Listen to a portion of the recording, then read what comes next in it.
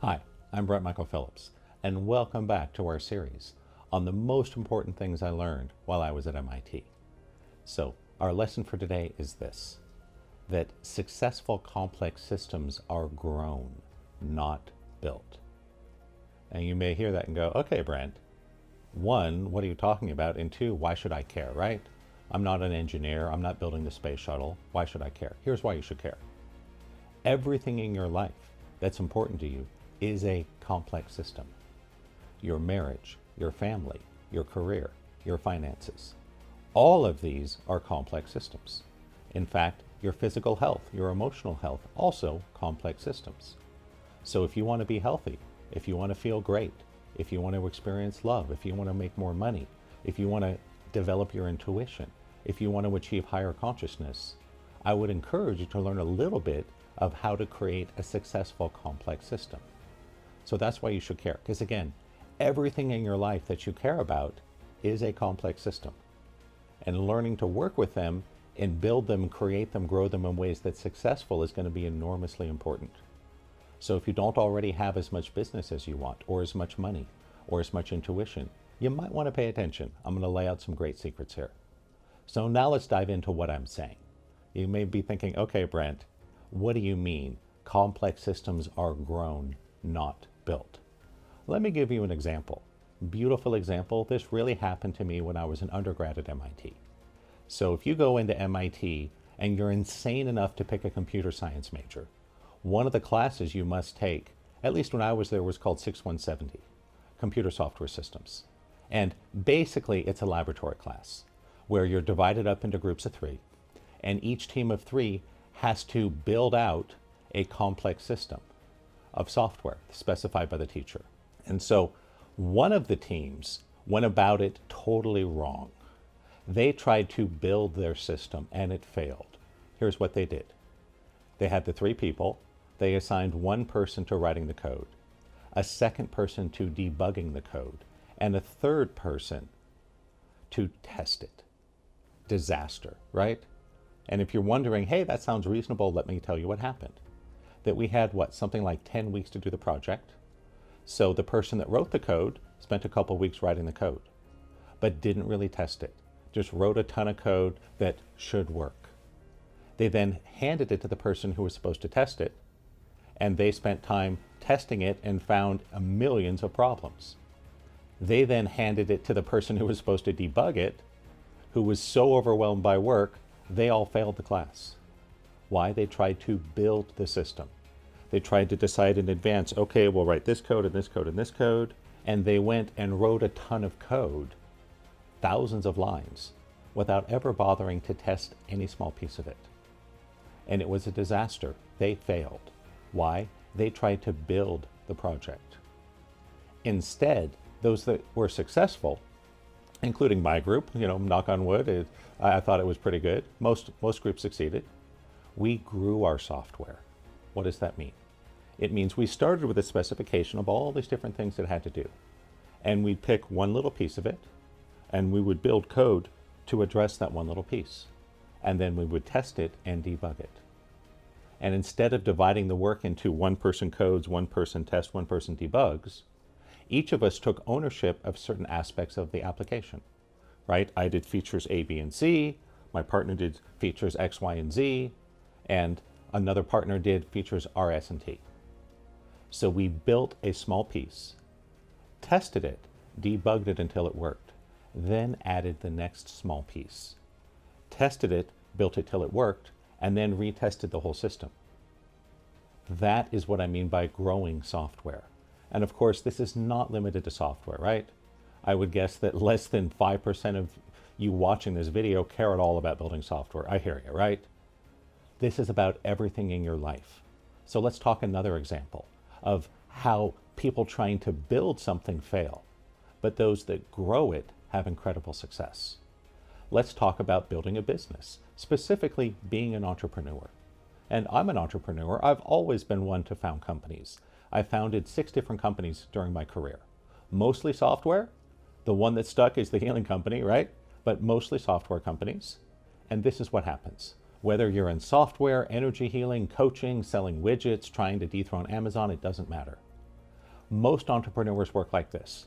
You have an idea for a product or a service, something you're pretty excited about, something you're passionate about. So you go and spend an enormous amount of energy and effort and money building this thing, right? Maybe it's a book, maybe it's an audio program, a website, a coaching service, doesn't matter. You spend a ton of time and energy bringing your vision to life. Then you go out and try to figure out how to sell it. You just buy up advertisements and hope people buy. That is a formula for failure. I'm not saying you can't succeed that way. I'm just saying your chances are pretty low. And I realize this because this is the exact problem I've had with my businesses. I tried to build them instead of growing them. Kind of ironic because I knew this in terms of software, right? This happened with all my software companies. I tried to build them out and they failed for the most part. Why? You cannot build a complex system and expect it to work. It has to be grown. So in terms of your business, marketing, this is how you grow it. And it's pretty funny. This has been around us for decades, but most people don't notice. If you remember back in the days when we had magazines and mail order catalogs, in the back of the magazine, they'd always have all these advertisements, right? Maybe you liked car magazines and they'd have ads in the back for different performance enhancements or fuel additives or seat covers or whatever it was, right? And they'd have a little description of it, maybe a picture, and there'd be a phone number, right? Buy our new seat cover. It'll help you with your back pain. It's, $49.95. And at the bottom, it would say, please allow 6 to 8 weeks for delivery. Did that ever puzzle you? It puzzled me. Because here's the thing. It clearly does not take 6 or 8 weeks to take a box off a shelf, put an address label on it, and ship it out, right? We're talking 3 days, maybe 4 or 5 if mail is slow. Why 6 to 8 weeks? Here's why. Those that were successful with mail order businesses learned that the wrong way to do it was to go spend a bunch of time and money and energy building something and then advertise it and hoped people would buy it. That's building your market. That doesn't work very well. You might get lucky, right? I'm not saying it can never work. I'm just saying the chances of success are relatively low. Instead, this is what they did. They would come up with advertisements for products that did not exist yet, at least not in their finished form.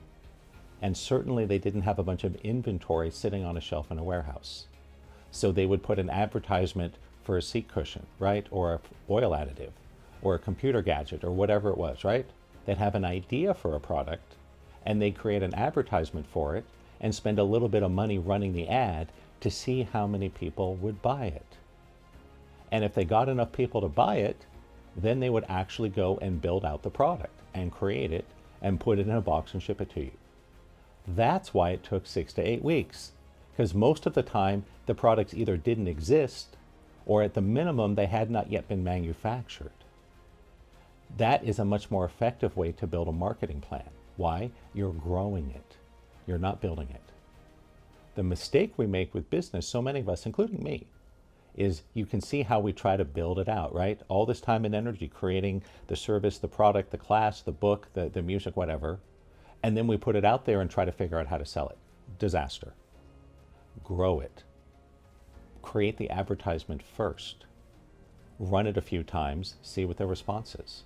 See if you're getting enough positive responses to justify creating this thing and manufacturing it and shipping it and supporting it. If you do, great, you're off and running. If you don't, well then, aren't you glad you didn't spend a ton of time and money creating this thing that no one wants to buy? Of course. And it's really funny how this lesson shows up in so many areas in life. One of my other buddies from MIT, his name is Chris, he went on a trip to India. And he told us this. He said it was the craziest thing, that he was going on a bus from one city to another. And the bus was pulled over by highway robbers. And they made everyone get off the bus at gunpoint and take all of their valuables and put them into a pile. Then the robbers inspected the valuables for a while, made a bunch of phone calls. And after about an hour, one of the highway robbers came up to the bus driver, talked to him for a minute, and the bus driver told everyone, take your things and get back on the bus. And so everyone took all their valuables back and got on the bus and they drove away. And my buddy Chris asked the bus driver, what the heck was that, right? These people pulled us over, held a gun to our head, took our valuables, and then an hour later handed them back? That makes no sense, right? Here's what the bus driver said. He said, oh, this happens all the time. You see, the police are corrupt here, and everyone knows exactly how much it costs to bribe the police to rob a bus. And when they took all the valuables, they did a quick appraisal, and they decided that what they would get from robbing this bus was not enough to justify the bribes to the police they would need to make. So they let everyone take their things and they got back on the bus. That, and I'm not glorifying highway robbery, that's a great successful system. It's grown, not built. That's how we achieve success. And so I want to call out some other examples in life so you can see this really clearly. Music is like this to some degree. You cannot synthesize great music in a corporate boardroom. We know that the big music labels have tried.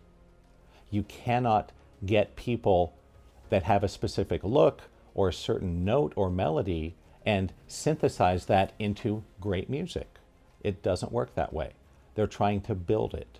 And in my opinion, this is why the quality of pop music is atrocious nowadays. Pop music was great in the 60s, 70s, 80s. I mean, not all of it, of course, but there was a lot of great pop music you would hear on the radio. Why? Back then, the music executives didn't think they knew everything about the industry. So some new young band would come in with a demo and they go, hey, you know what? I think the kids might like this, and they put it out there. They didn't try to figure out step by step how to build it from scratch, right? Because great music has to be grown. It can't be built. If we look in the world of sports, we'll see the same thing. Most sports have some kind of all-star team, right? So let's say, for example, professional basketball. In the NBA, they have an all-star break in the middle of the season. And the fans and the players and the coaches and the sports writers all vote on who the best players are to go on the all-star team. And then they play, right? And that's the all-star game. Here's the crazy thing. The team that wins the championship almost always is better than the all-star team, even though the all-star team has the best individual players. Why? The all-star team has been built. You artificially take a bunch of players from all the teams who have the best numbers, and you throw them together. And a lot of the time, it doesn't work. Why? The team has been built. It's artificial in a sense. Whereas the team that wins the championship, that's something that's been grown. That team has been together, at least some of the players, for years. They know each other. They know the coach. They know the systems. They know how to play together. So even though the teams that win the championship may not have the best individual players, they are the most effective teams. Why? A team is a complex system. It is best grown, not built. Great example of this would be the 2002 Los Angeles Angels. They won the World Series and beat the New York Yankees in the playoffs, even though the Yankees had 3 times the payroll. I mean, that's insane, right? The Yankees had over 3 times the payroll that the Angels did. And the manager of the team, Mike Scioscia, was asked in an interview, hey, Mike, how is it that a team that was almost last place in terms of salary, that didn't really have many individual superstars, how in the world did you beat the Yankees and win the World Series? Here's what he said. He said, to win the World Series, you don't have to have the best players. You just have to have the right players. Why? If you have the right players, you can grow a team. If you just randomly assemble the best players, they often don't click. Why? An all-star team, again, is built, not grown. And I'm going to call out a couple more examples because I really want you to take this lesson to heart. If you can see this and make an adjustment in how you run your business, your family, your healing, whatever, it can make a gigantic difference for you. Because again, we want to grow, not build. Another example, in the world of self-improvement, or really any public-facing industry, there's a saying that goes like this. It takes years and years of hard work to become an overnight sensation. And that's really important. It takes years and years of hard work to become an overnight sensation. Why? Well, you have to build up your skill, right? You have to know what you're doing. And you may toil in anonymity, in obscurity, getting paid very little for years or decades. And then boom, all of a sudden, you get a break, you're in the spotlight, and you become a huge hit.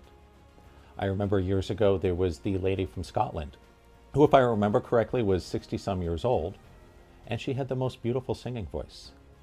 And out of nowhere, she ended up on one of their talent shows, something like America's Got Talent or American Idol, but in Scotland. And the world got introduced to this lady with this absolutely amazing voice.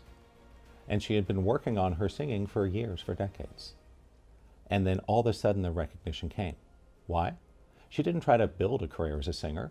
She simply grew her talent, grew her voice. And then when the timing was right, she got the exposure. And so the reason that this is so difficult for us, the spiritual reason, which I want to share with you right now, is really critical. We all tend to fall into the trap of what's called ego mimicry. In other words, we do something and get a positive result. So then we try to do something 10 times bigger, expecting 10 times the result. This is the thinking that leads us astray, that causes us to fail, to go bankrupt, to get divorced, to get sick. And I'm not blaming anyone. I've experienced all these things for myself, right? But what will happen is you build a little bit and you have some success, and all of a sudden you think you're God's gift or whatever, right? And you build out this really big complex thing, and then it fails. A good example of this was, I remember when I first got into cryptocurrency back in 2017. I had put a little bit of money into the market in October, and I thought, well, I need to learn more about this. I'll wait to the end of the year. Around the holidays, I'll have more time, and then I'll get more into it. And long story short, I put a little bit of money into crypto, and from October to January, it tripled. And I'm like, oh my gosh, this is the best thing ever, right? And so then I put in a lot more money, 10 times as much. That's the ego mimicry, right? And in retrospect, I bought right at the top of the market and it crashed and I lost an enormous amount of money. Why? That's ego mimicry. I built the system rather than trying to grow it. What I should have done was put in a little more money and seen what happened, right? And put in a little more and made constant adjustments. That's the key to success. The enemy of success is thinking you can figure it out all ahead of time. That you can go and build a product, a service, a relationship just based on your great ideas. No. I mean, you can try, right? You might get lucky. But again, this is important stuff because everything you really care about in your life is a complex system. Your spouse, your children, your health, your finances, your career, your business, your mood, everything is a complex system. And if you want to have success, you need to learn how to break it down step by step and grow it. Get constant feedback, constant adjustment. That way you're far more likely to hit the mark. I hope you found this video to be some combination of informative, entertaining, and transformational. If you have not done so yet, please go down beneath the video, click like, mash on that button, click like, awesome. Click subscribe. I know you don't want to miss out when I release new videos, so make sure you like, make sure you subscribe, and I'll see you very soon to conclude with video 6 of our series on the most important things I learned while I was at MIT. Until then, namaste and goodbye.